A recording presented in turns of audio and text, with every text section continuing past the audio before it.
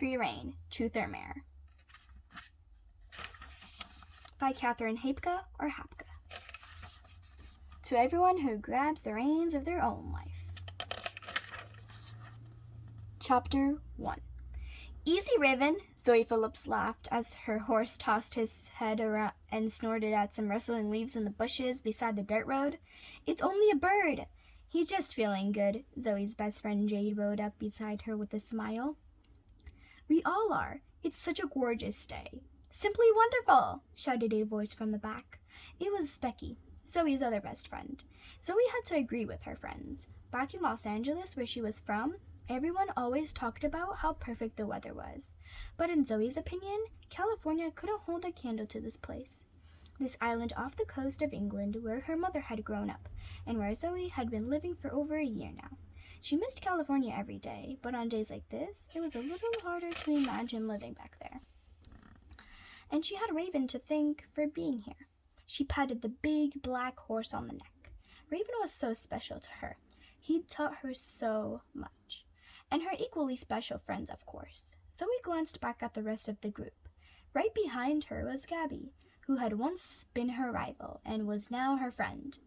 At least most of the time. She was a former foster kid who talked her way into a spot at the most prestigious riding school on the island, Holloway Academy. But after she'd been kicked out, she'd come to Brightfield Stables and to Zoe's grandfather's house. Living with Gabby wasn't always easy, but it was definitely interesting.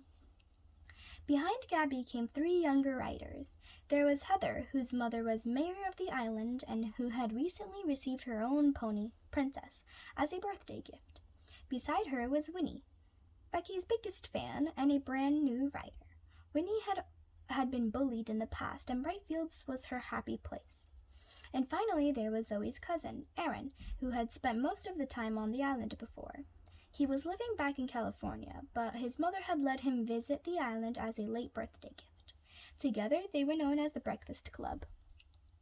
Bringing up the rear was Zoe's other best friend, Becky, who, as usual, was riding Bob, her stout, hairy Irish cob. At the moment, the reins were draped on Bob's neck, since Becky was using both hands to film the other riders with her sticker-encrusted phone.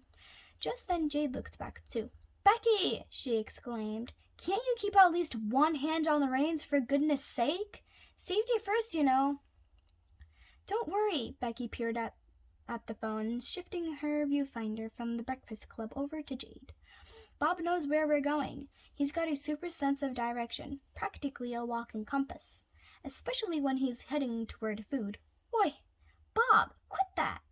She grabbed for the reins with one hand as Bob dove for a patch of grass beside the trail. Jade rolled her eyes and Zoe laughed, hoping that her friends never changed.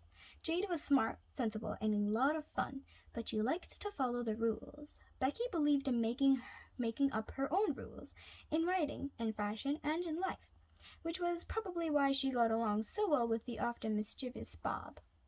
"Why are you recording us anyway?" Gabby spoke up, glancing over her shoulder at Becky. "It's not as if we're doing anything exciting." "Right," Zoe shrugged. "I mean, we already saved the wild herd and caught all the local criminals, right?"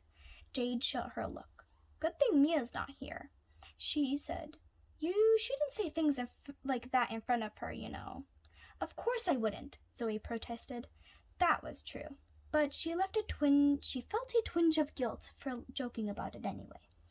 Not so long ago, Mia's father had been caught cutting corners on the fancy new resort hotel he'd just built on another part of the island, which had resulted in tainted lake water that had made the local wild horse herd very sick.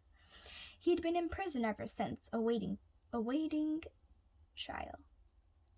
Mia was still coming to Brightfield Stables as often as ever, but she'd been pretty quiet and had decided not to come along with the rest of the group today. Her best friend Susie had decided to stay with her back at the stables. "Okay, so my question stands." Gabby shot another look at Becky. "Is what we're doing right now really worthy of inflicting on the internet?"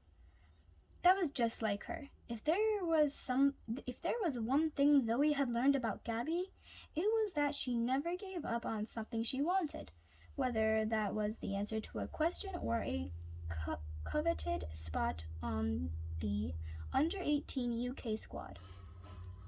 Zoe and Gabby had fought it all through the tryouts, and it had hurt when Gabby won the spot on the UK team in the end.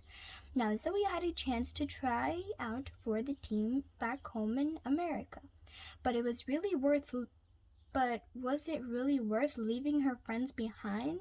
Sometimes Zoe imagined what life would be like back in the States. She'd changed so much since she'd lived here. But maybe it would be fun.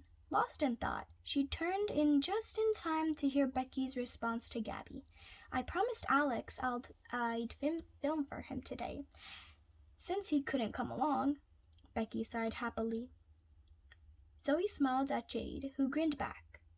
Both of them were thrilled about their friend's romance with Alex, a writer from Holloway. He was Becky's first boyfriend ever, and she was flinging herself into the relationship with her usual enthusiasm. Why couldn't he come today? Winnie asked. Becky shrugged. I'm not sure exactly, she said, lowering her phone for a moment. He texted that he had an appointment and he'd see me later. I figured that meant a trip to the dentist, but who knows? I suppose he'll fill me in when I see him. And you can fill him in with the video evidence of every fascinating moment of this ride, Gabby said with a smirk. Better hope your battery doesn't run out and leave him hanging.